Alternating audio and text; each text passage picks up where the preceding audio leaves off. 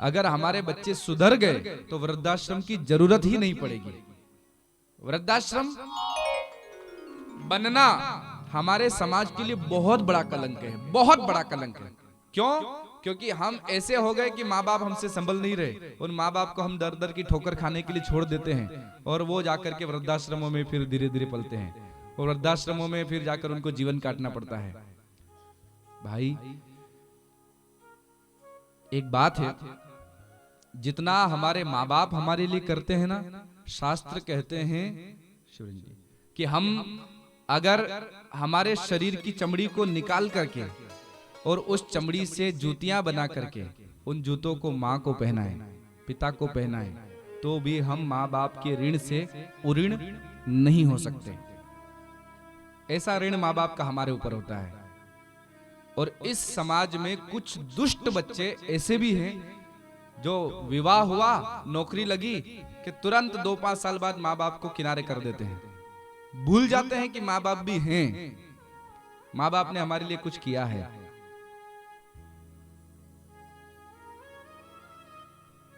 सत्य घटना देखी हमने।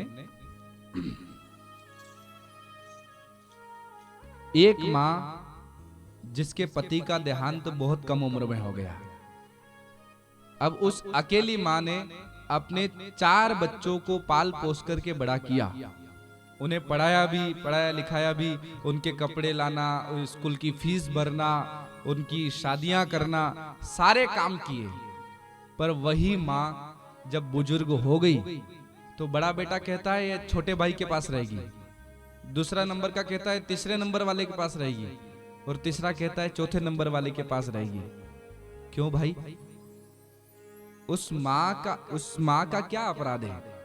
उस माँ ने क्या गुनाह किया? क्या आप उसको ऐसे दर दर ठोकर खाने के लिए कि नहीं ये भाई रखेगा, ये नहीं वो भाई रखेगा, वो नहीं वो भाई रखेगा, ऐसी औलाद को धिक्कार है।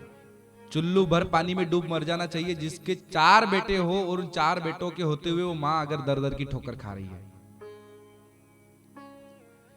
बाहर दिखावे के लिए हम बड़े बड़े भंडारे करते हैं और घर में देखो तो माँ को 2 समय का भोजन भी नसीब हो रहा है कि नहीं, हम देखते भी नहीं। देखो भाई, माँ का जो उपकार है, ऐसा उपकार है कि जिसको हम 1 नहीं 7 जन्म भी ले लें तो भी उस उपकार का ऋण चुकाया नहीं जा सकता। बचपन में 9 महीने तक माँ गर्भ में एक बालक को रखती है।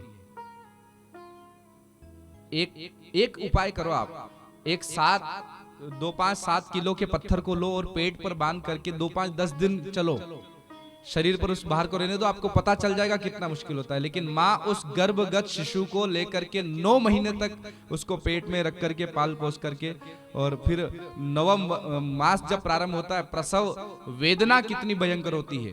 शास्त्र कहते हैं कि 1000 बिच्छू काटे, इतनी वेदना प्रसव के समय माँ को होती है। फिर भी माँ बच्चे को जन्म देती है कि मेरा बेटा, और वही बेटा बड़ा होकर के माँ से न पूछे तो उस माँ पर क्या बीतती है। ये माँ का हृदय ऐसा होता है कि वो मंदिर में जाए, चाहे बेटा न बोलता हो, चाहे बेटा बात न करता हो, पर वो माँ मंदिर में जाकर बेटे की अच्छाई की ही कामना करती, मेरे बेटे का कल्याण हो। हे नाथ, मैं ये जल चढ़ा रही हूँ, ये उपासना कर रही हूँ, ये माला कर रही हूँ, तो बस एक ही प्रार्थना कि मेरा बेटा खुश रहे, मेरा बेटा अच्छा रहे। कल डॉक्टर साहब आए थे मांडवी से, वो कमरे में आए और इतनी देर तक रोए कि गुरुजी बस मेरे बेटे का अच्छा हो, कोई ग्रह खराब है तो मैं उसके जप करवा लूं, कोई उपाय हो तो वो उपाय बता दो, मैं वो उपाय करवा लूं, पर मेरा बेटा गुरुजी मैं उसको दुखी नहीं देख सकता, डिप्रेशन में नहीं देख सकता। ये पिता का हृदय है। क्या कोई बेटा ऐसा अपने पिता के बारे में सोचता है? क्या कोई बेटा अपनी माँ के बारे में ऐसा सोचता है कि मेरी माँ दुखी है? माँ के चेहरे को पढ़ना आता है?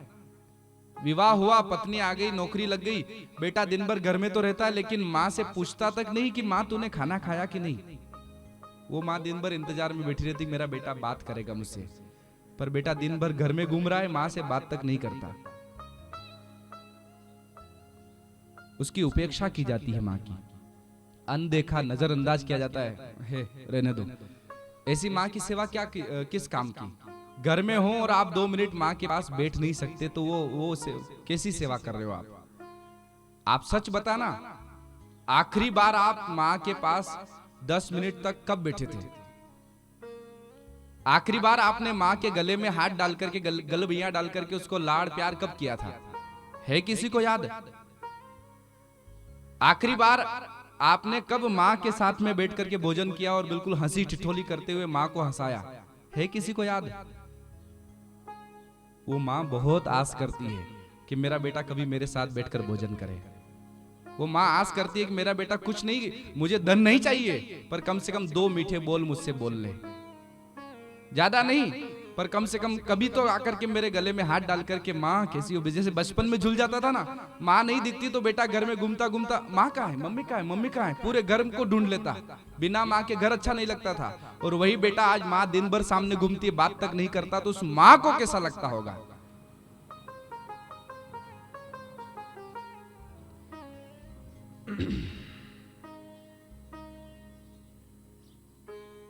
जिस दिन माँ की आंख के आंसू हमारे घर में गिरे और वो हमारे कारण गिरे, तो उस दिन समझ लेना कि आपने जितना भी पुण्य किया है, जितना भी दान धर्म किया है, सब पर पानी फेर दिया, कुछ नहीं बचा।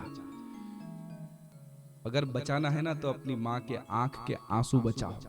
उसके आंसू धरती पर गिरने से पहले उसके दुख को दूर करो। हमें मालूम तक नहीं कि हमारे माँ के पहनने की साड़ी फट गई है कि अच्छी है, चप्पल फट गए कि ठीक है, चश्मा टूट गया कि ठीक है, और हम कहते हैं हम धर्मात्मा। ये दिखावा बंद करो और सच में सेवा करना है तो माँ की सेवा करो। पिता की बनियान फटी है और बेटे को मालूम तक नहीं, तो वो बेटा कैसा पितृभक्त है? माला फेरने से पुण्य मिलेगा, लेकिन माला के साथ साथ जो नहीं दिखाई देता उस परमात्मा की उपासना कर रहे हैं, जो दिखाई दे रहा है उनको दुखी रख रहे हैं, तो वो उपासना भी किसी काम की नहीं है।